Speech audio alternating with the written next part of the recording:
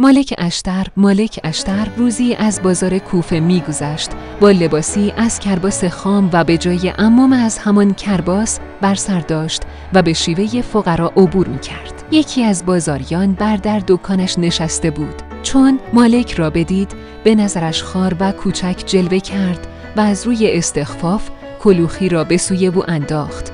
مالک به مو التفات ننمود و برفت. کسی مالک را می شناخت و این واقعه را دید. به آن بازاری گفت: وای بر تو، هیچ دانستی که آن چه کس بود که به رو اهانت کردی؟ گفت: نه. گفت: او مالک اشتر یارقلی علیه السلام بود.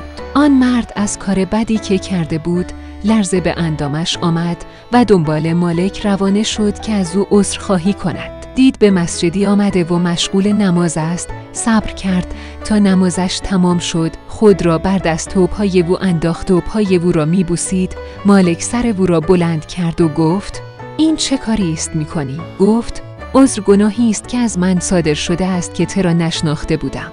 مالک گفت: بر تو هیچ گناهی نیست. به خدا سوگند که به مسجد نیامدم مگر برای تو استغفار کنم و طلب آمرزش نمایم.